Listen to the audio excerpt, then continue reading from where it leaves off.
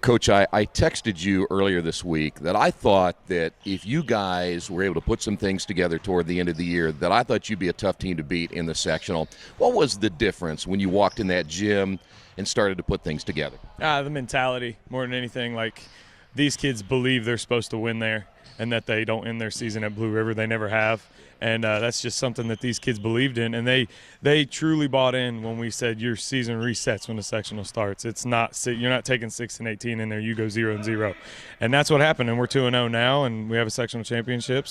And we get to play on Saturday. So, and the other thing is I think you saw this. You and I talked throughout the year, and I know there were some times it was a little bit frustrating, but I think you saw the potential of what this team could do. Yeah, I knew they were tough and talented. It was just going to be a matter of putting it together. Like I said, we had a bunch of role players that one of them had to be a star or two of them had to be a star, and they just weren't there yet. And now, you got a whole season under their belt playing this role, and even our freshman has the whole season under his belt. So the end of the year was when we needed to start clicking, and, we're on a 3-game win streak right now with winning our last one at Shortridge, which was a good win for us.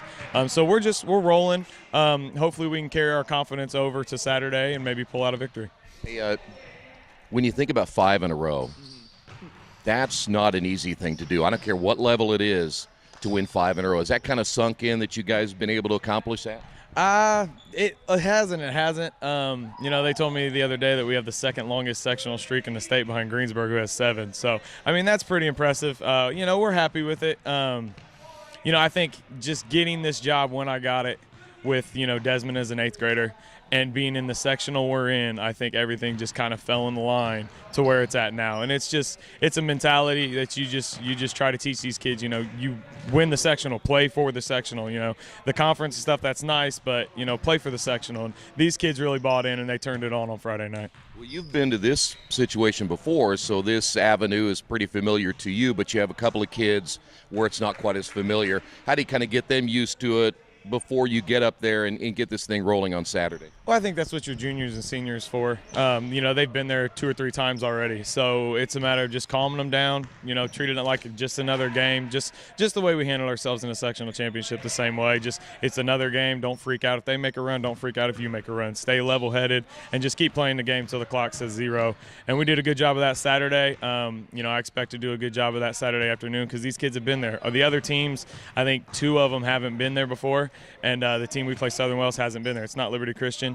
So we do have the advantage when it comes to experience at Frankfort. Well, you mentioned your opponent, and they've won 6 straight. They struggled this year too. Now all of a sudden they're playing their best basketball at the end of the year.